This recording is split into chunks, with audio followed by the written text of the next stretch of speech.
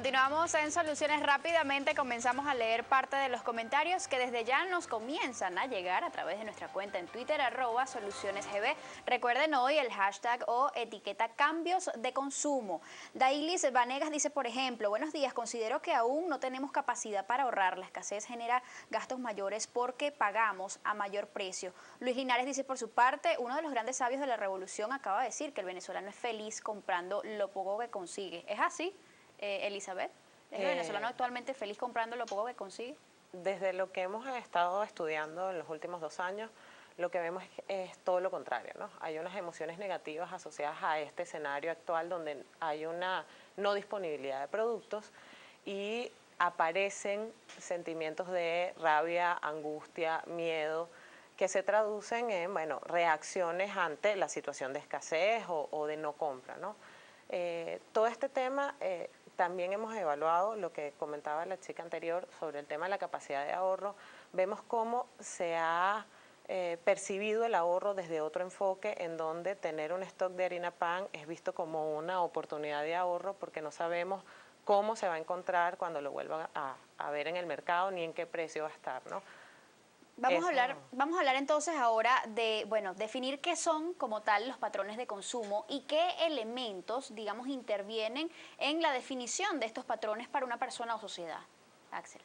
Mira, el patrón de consumo se va a referir a la manera en que habitualmente consume una persona o un grupo o una sociedad. Y lo puedes enfocar desde muchos aspectos, ¿no?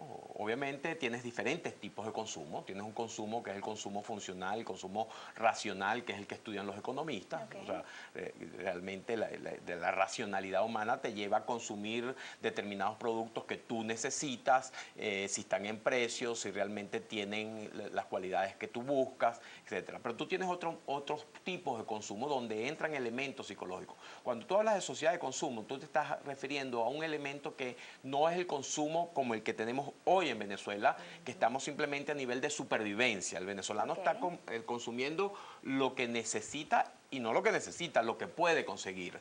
Allí no hay el consumismo en el sentido que lo estábamos hablando anteriormente, que es cuando entra lo psicológico. Lo psicológico entra cuando hay un ingreso disponible, excedentario, que la persona puede destinar a consumir objetos que están más allá de sus necesidades básicas. Hoy en día en Venezuela estamos en necesidades básicas y de casualidad las podemos cubrir.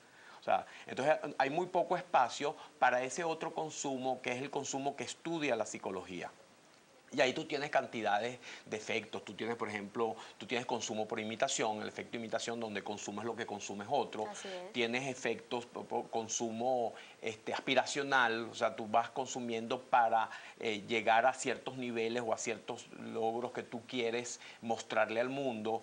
Tú tienes, por ejemplo, consumo compulsivo, que es una forma de consumir donde hay algo donde simplemente entra repentinamente una necesidad que te toma inconscientemente y tú comprar algo, así sea una pintura sin haberlo planificado, sin haberlo visto, sin tener necesidad del objeto, simplemente hay algo en el objeto que te agarra. Y te hace sentir mejor. Entonces tú puedes estudiar el consumo con muchos efectos, el efecto Dusenberry, el efecto, o sea, muchos tipos de consumo, cómo van afectando una sociedad.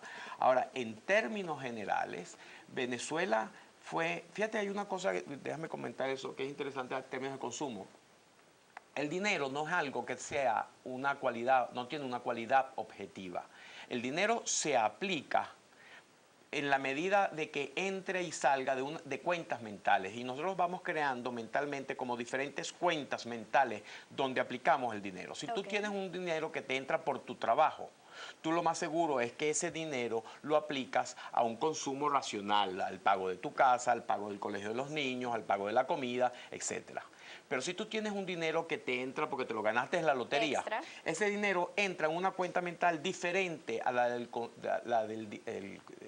ordinario, del ingreso ordinario, y entra a una cuenta mental del ingreso fortuito. Esa cuenta del ingreso, ese dinero que entra en la cuenta mental de ingreso fortuito, tiene una propensión marginal al consumo muy superior al dinero que entra en las otras cuentas mentales. Entonces, y así tú vas creando como diferentes tipos mentales con diferentes tipos de propensión al consumo. Bueno, en Venezuela, como vamos visto de una manera colectiva, La cuenta por ingreso fortuito, o sea, aquel dinero que te entra sin un esfuerzo individual, porque es un dinero que te llega por el esfuerzo de otras sociedades que consumen petróleo, ¿no? Ese ingreso que entra en la cuenta de ingreso fortuito es inmenso. Entonces ha sido una sociedad realmente con una propensión marginal al consumo alto. O sea, cada dinero que te entra excedentario a que cubrir tus necesidades va a consumir los petróleos. Lo que es que ahorita no hay excedente. Ante la Exactamente. situación